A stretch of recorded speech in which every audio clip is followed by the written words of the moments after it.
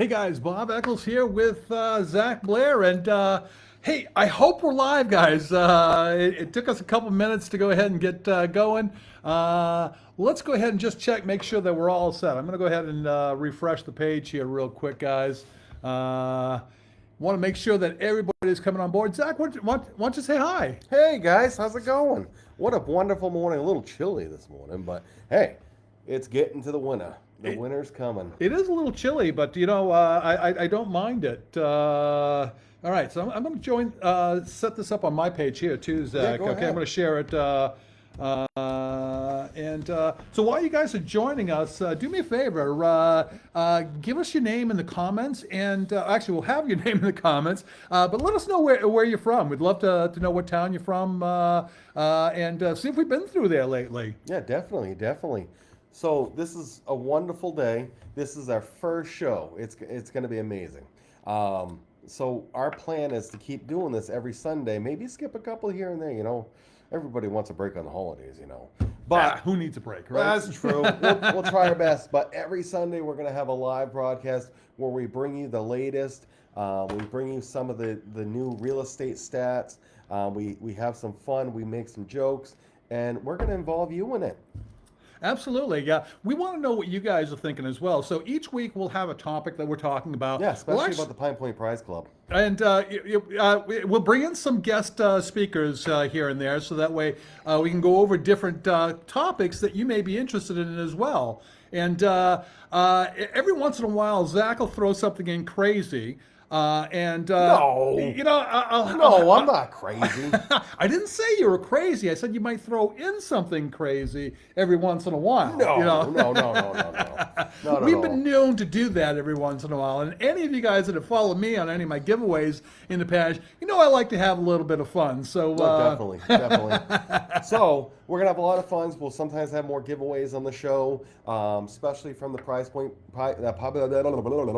PinePoint Prize Forget that. Club. Yeah, forget about that. But the PinePoint Prize Club is pretty cool, huh? Well, we really want to go ahead and do something special each and every Sunday. So do me a favor, guys, as we go along here, like I said, let me know where you're from. Let me know what's on your mind as far as real estate, because we really want to find out. It really is important to us. For sure.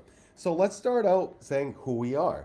So Bob, who's Bob? Well, it's a good question, Zach. For those of you that may not know me, my name's Bob Eccles. I grew up in the Lewiston-Auburn area. Lived here all my life, other than the time I spent over in Europe in the service. I love the Lewiston-Auburn area. It's a great area. I've traveled a lot throughout my lifetime, and it's always nice to come back home to the Lewiston-Auburn area. Well, it's always like one of those things. It's like a bad gunk you can't get off your back. I feel like you go anywhere and you have to come back, and it just keeps pulling you back. Well, It always does. It Whenever you does. leave. So when I go to Boston to see a show, on my way back, it's almost like it's just pulling and pulling and pulling some more. Well, for me, it's when I come across the Kittery Bridge. Yep. It's almost like wow, welcome home. And I've always been that way. Even when I was back in the military, stationed out of Fort Dix, New Jersey, coming home on leaves and stuff like that. Coming across that bridge, it was just always something special. I was back home in Maine, Yep, no, for sure. So it's great. So once again, I've lived here in the Lewiston-Auburn area all my life. I've been involved in sales and marketing the better part of my life. Since 2017, I had run a digital marketing agency, and Cool. that kind of developed into my becoming a real estate agent, and using a lot of those marketing techniques that I learned as a marketer to help sell homes and to help my clients buy homes. Yeah. How about yourself, Zach? Tell me a little bit about you. So I'm from Maine, as we know. I was born in Augusta, but grew up in Lewiston-Auburn. Can't tell you're a Mainer. What? Maine? Well, it's freaking weird. Yeah, just a little, right? Yeah. Anyways, so I was born in Augusta, grew up in Auburn, went to Franklin High School, graduated. I was part of the last graduating class of Franklin from the original building. Oh, okay. Thank you, Mr. E, for everything you ever did. You're always a great man.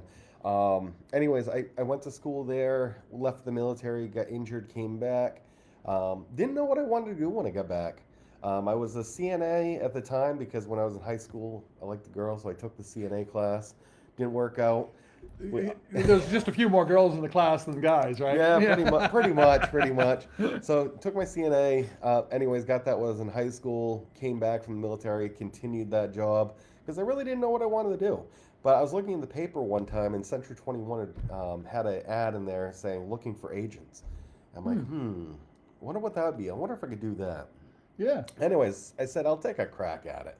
So I went and got my license. Well, I tried to get my license. Let me take that back. It was 2007. Went, took the course, passed the course, went to the state exam. Well, about 6, 7 times later, I didn't pass. I Oh, said, my. I gave up. I gave up.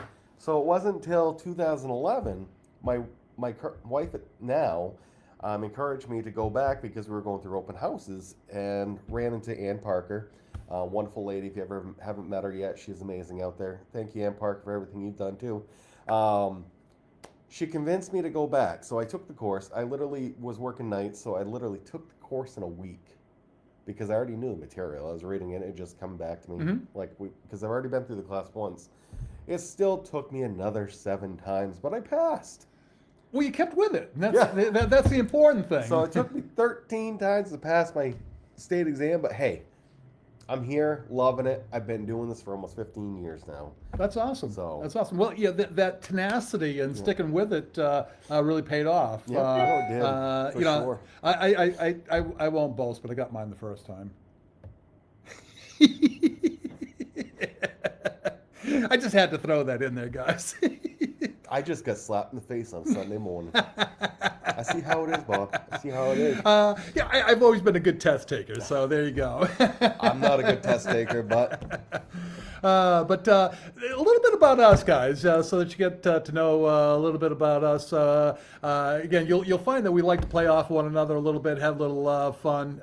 But we'd also like to go ahead and talk a little bit about real estate as well, because there's a lot of crazy things that have happened over the last 4 or 5 years through the pandemic. I mean, we all survived that, or and that was some rough times. I mean, we as collectively as a country have gone through some really rough times over the last 4 or 5 years, and real estate's really no different. No. I mean, it's really gone through some changes. No, it definitely has, and that's one of the things we're going to bring you today. We're going to have a little game where we're talking about stats. So what I like to do is I like to go. So right now we have September's. October's won't be out for probably till the end of this week, but with that being said, there are two. So in the time we also have 2019 stats. So right before COVID. Just to show you the numbers, it's kind of really cool.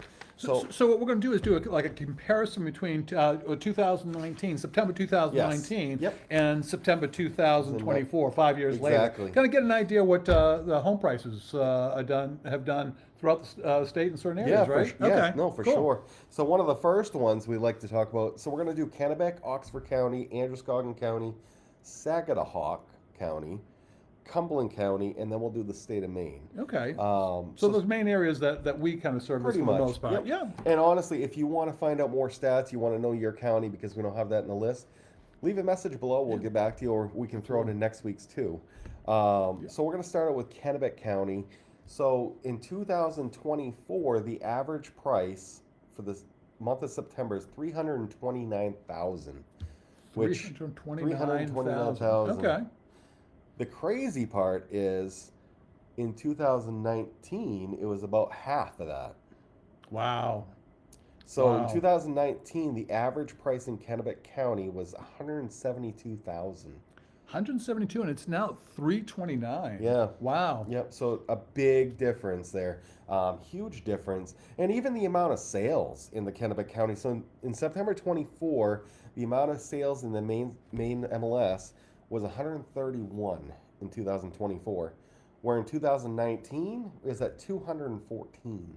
Wow. I think that has a lot to do with the inventory, though. So yeah, you never know. Well, inventory then was very different than what it is today. Yes. By all means, we are certainly in a major shortage. We've seen, I think, a little bit of loosening with that here in the last month or two. I think things have evened out a little bit, but at the end of the day, I think we've also hit that affordability roof too, Yeah. where we've gotten to the point where prices can't really go up too much more because nobody can afford them, Right. especially in those areas. Yeah, yeah, and we're finding a lot of those, especially first-time home buyers, Yeah, oh yeah. in that 250 to 350, $400,000 range, and it's tough finding houses in those price ranges that Yep. still don't need work, as crazy as that might sound. No, for sure. Um, the next one, like I said, we're going up to Oxford County. Oxford's a very diverse county where you have your multi-millions in Bethel, Mm-hmm. all the way down to Paris, where you have your much more affordable homes, and It is a all pretty over the diverse place. It is community. a very diverse county. So in 2024, the average sale price was 335,000, Mm-hmm. with a total of 59 sales in the month of September. That's a pretty big county. I'm Interesting. surprised that's that low. Yeah, yeah, Uh, O- because you're right, it is a good-sized county, and you'd Oxford think that, County is one of the bigger counties in the state of Maine, yeah. and only 59 sales in that amount of time. Yeah, well, and again, I think it goes right back to the inventory question that, or a topic that we keep talking about, and Yep. that just not enough inventory still out there. Getting better, but still nowhere near where it needs to be. No, for sure. Yeah. But then back in 2019, same thing as Kennebec, half the cost. In Hmm. 2019, the average household price was 176, and this is for single family homes, not Yeah. for multis, not for Commercial commercial, or anything. not condos or anything. So the average single family price in the Oxford County in 2019 was 176, and now has doubled in the 2024 stats to Hmm. 335,000. Yeah, and do you honestly feel that it's primarily just the market and the inventory that's really fueled that over the last 4 or 5 years, Zach? I mean, So you've been in the middle of all So that. there's a lot of different speculations, a lot of different scenarios that have been run, and a lot of it. So when COVID hit, everybody stopped. Everyone stopped for those couple months. Remember, Hmm. nothing was going on. Right. And then what happened was, when everything opened, semi-open, people realized that they had to work from home or they Hmm. could work from Hmm. home. And who wants to be in the middle of the city working from home, especially in a 3,000 a month, 500 square foot apartment in New York City? Yeah. You know Yeah. what I mean? Who wants to be there? You want to stare at your screen and that. So they were able to realize that they could sell their condo that was Hmm. worth $1 million in New York City or Boston, and literally they had all that cash. And as you can see, the prices in the state of Maine in 2020 weren't much higher. Um, so they were bringing the cash up here and saying, Right. "I don't care if the house needs work. We'll just rebuild it if we need to." So they're buying up all our inventory. So you think some of the shifting of people working from home might have Yep. a lot to do with it? It's an interesting thought. So that's what happened to the out-of-stater rush that Yep. everyone's coming to the state of Maine, and then it continued. Yeah. Even when the out-of-state rush stopped, which it never really did stop, but it did slow down, for Hmm. instance. But after COVID, people didn't want to live with people. They got Hmm. sick of looking at each other's faces. Come on, we had to stare at each other's face for almost 2 years. Right. We were on top of one We were on another. top of Right. each Yeah. other. So if you were living with your parents still, you didn't want to be there. You wanted to be out. So Absolutely. you're out Yeah. buying your houses. But in that case, living from home, they weren't spending on rent, so you could Yeah. save up a lot of money. Hmm. And then you had the Bitcoin boom. No, I didn't. I made a little off it. Don't worry. Don't get me wrong. A lot of people made a lot of money off it. But if you're in that era, a lot of these people moving out of their homes knew about it and were good at it, so they had a lot of cash savings. Hmm. So it almost speculated into it. We had a boom of out-of-staters coming in the state of Maine. Plus now we have a lot of people moving out of the basements in the state of Maine. Yeah. So now we need more households. We need more housing. More housing. Yeah. One of the big things you see going on now are the affordable houses, your brand new houses on a slab, so 3 bedroom, 2 bath, let's just say 1,000 square foot on a slab. Your average price is right around 320 now. Right. Um, Anything over that, you want a full basement, you're up to 380, and go on, no on. But at that point, prices weren't that high yet, and everybody had a bunch of cash buying everything out, and there's nothing available. If there's nothing available and not enough people building, and at that point, today we have everybody building possible. Hmm. We can't build anymore because we don't have any more workers. So building more is not going to help. So it's just going to be lagged and delayed. as time goes. Yeah, I was actually reading that new construction usually makes up about 13% of the market, and they were actually up over 30% I believe it. right now. And but even at that rate, we're still so far behind that we've still got a We're, few years to catch up. we're tens of thousands of houses short Yeah. still. And until that happens, prices aren't going to come down because look at the crash. When everything was going on, there was overabundance of building. Yeah. So Yeah. there was an overabundance of inventory. I remember in 2011, quite literally, there were so many houses empty you'd go by and they couldn't be put on the market because banks couldn't put on the market because it would have crushed the economy. Mm-hmm. We would have had a bunch of houses in the market for sale for 50 grand, Yeah. and then somebody trying to sell their house that was living in it took pride in their home, did the upgrades, made it beautiful. If you had five $50,000 houses up for sale, it would have killed Yeah. your value. It makes sense. You Yeah. would have lost tons over that. Yeah. So literally, the crash was mainly people that lost their jobs. That's what hurt it. Is all the foreclosures coming to the market. We don't have nearly anything near foreclosed that we did at that point. Oh no, there's nothing close to the same setup as it was back then. Yeah. I think a lot of that had to do with a lot of what the lenders were doing as well at that time, which is just not happening these days. When I was 18, I literally had a job as a CNA, and I think I was making somewhere around around 20,000 a year, and I could buy anything. Look, show my pay stub. Yep, here it's yours, buddy. Yep. I was like, what? I can't afford that. Right. Yeah. I just want my big speakers in my car. I was It didn't 18 matter. years old. I didn't need no big house. Yeah, if you could fog up a mirror, you were pretty much good. Yeah, back pretty then. pretty much. Pretty much you could buy anything back then. Yeah. But back to the stats, they're just crazy. So we'll move on to Androscoggin County. Today, 2024, average price in September was $350,000. And again, it's almost half the cost. Back in 2019, $185,000. Mm-hmm. You could buy a house in Androscoggin, $185,000 in 2019. Jeez, I wish we'd go back then prices. Man. I'd be dating myself if I told you how much I bought my first house for, but then we go on to Saginaw County. Saginaw is another very mixed county. You have a lot of higher end houses, but you have some communities that are a little bit lower cost wise. 2024, $400,250 the average price point. wow. Where in 2019 was $259,000. The interesting point too, it's another one where in September there was only 28 sales in Saginaw County for single family residences, where in 2019 there were 45. So definitely a lot more buying going on, but I think it correlates to the inventory because not as much is available. Right. Cumberland County, $550,000 is the average price in September.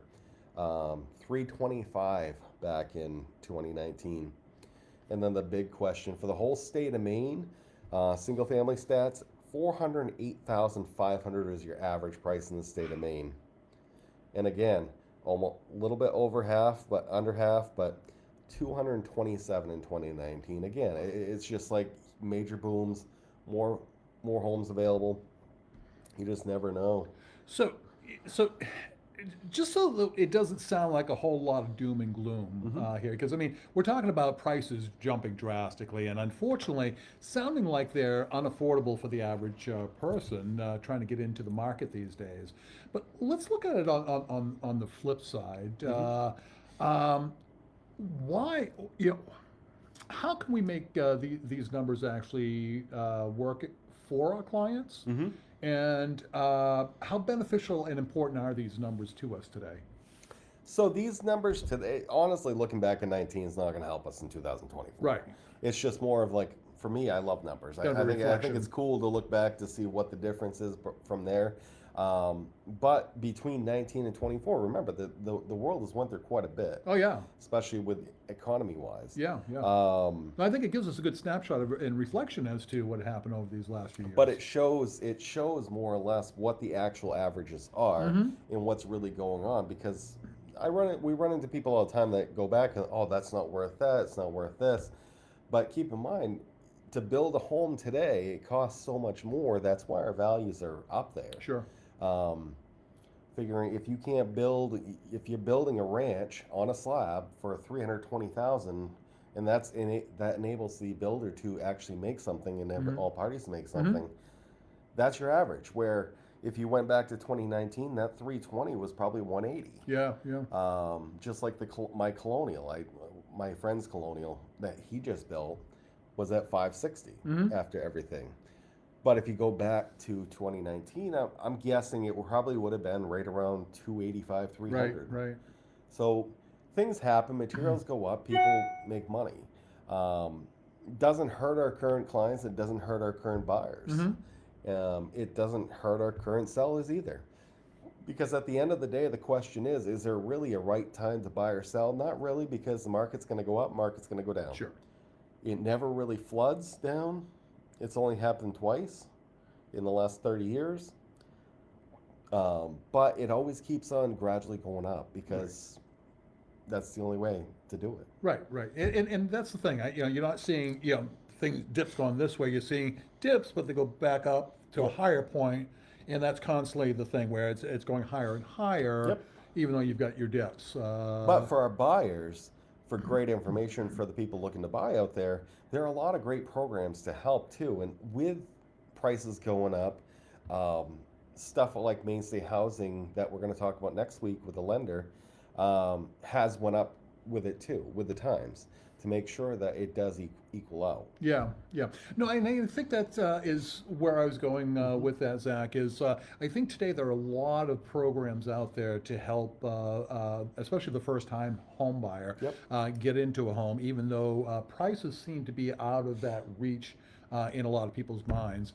What I've been talking to a lot of my clients about lately is the pre-qualification process and how important that really is. And taking and just having a feeling of knowing of comfort when you're going out looking for a home, as to you've got a bank that says yes, you're qualified, and that it works within your budget. Having that feeling of knowing that of comfort and being able to go forward. Of course, and that's the big thing. It's just like you can't just buy any property. That's what the misconception with most people. They're like, oh, I'll just go to the bank to get money. Right. And that's not really how it works. They're going to look at your debt to income. So your debt to income literally is, they look at everything you make. So if you make $2,000 a month, that's your total take home. Lending only allows 50% debt to income. That means all your credit cards, your vehicle payment, all those things that go on your credit, your payment can't be more over $1,000 a month total. And Dan's going to talk a lot more about that and Dan's going to talk right? a little bit more. But just so you know, that's what debt to income is. Yeah. So that other 50%, the bank wants to see that for your living expenses. So your food, your insurance, your phone bill, whatever. Yeah, the rest. All the rest of your living expenses are the other 50%. So that's really the biggest thing they look at when they're lending.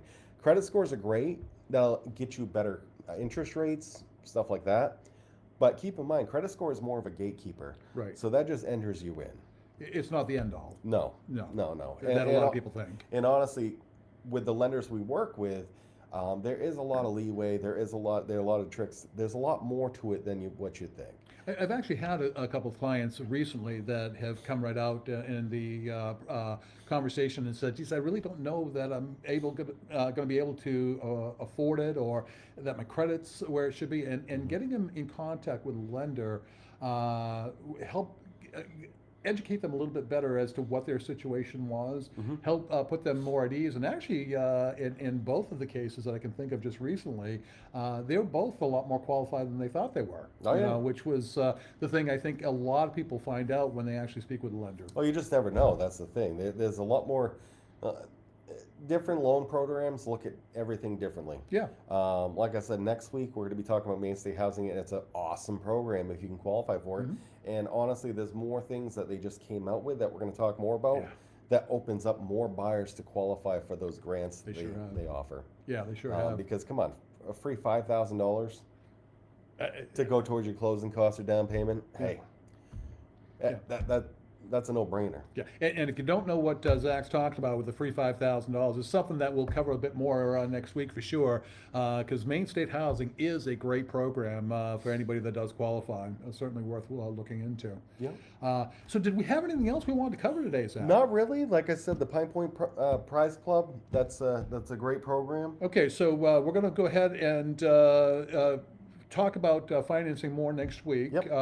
and go ahead and get through that with Dan. Yep, but well, we want to thank everybody for coming here with us today. Hope you got some of the great information. If you have questions, we're always here to reach out. You can either comment on the post or reach out to us personally. It's up to you. Or if there's something you want to see on the show, any questions, we'll be talking about log homes. We'll be talking about different aspects to actual homes. So maybe having a heat pump guy or a furnace guy, talking about those different things that you can do to help. Every Sunday morning, 11 a.m. We're gonna bring that to you. Yeah. Also, if you don't already know about the PinePoint Prize Club, reach out to us. We want to teach you about it. The Fight Club? Yeah, the fight. What?